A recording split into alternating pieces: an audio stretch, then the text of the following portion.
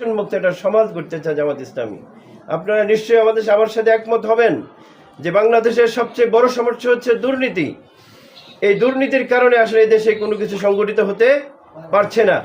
আমাদের কামরাইচরে গ্যাসের সমস্যা, সরকার গ্যাসের বিল নিচ্ছে অথচ গ্যাস নেই। আমরা গ্যাসের বোতল কিনে আমরা সংসার দিনাতিপাত করছি, কিন্তু আসলে তো এরকম হওয়ার কথা ছিল না। এটা দুর্নীতির কারণে এগুলো হচ্ছে। আজকে যদি এই দুর্নীতিকে রোধ করা যায়, দুর্নীতিকে বন্ধ করা যায়, দুর্নীতিকে যদি না বলে দেওয়া যায়, তাহলে এদেশের সকল মানুষ তার অধিকার, যে 5টি মৌলিক অধিকার রয়েছে, তাদের যে মৌলিক অধিকারগুলি তাদের ঘরে বসে তারা পাবে ইনশাআল্লাহ। আর এটা জামাত ইসলামীর দ্বারাই সম্ভব।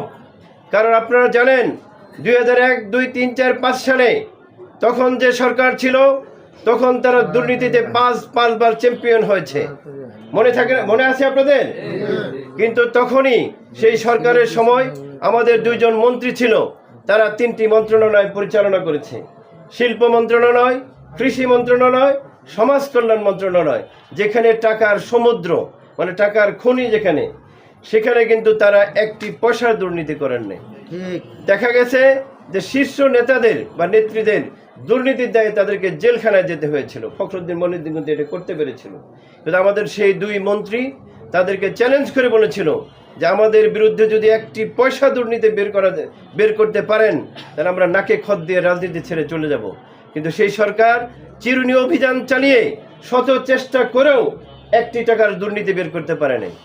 আলহামদুলিল্লাহ।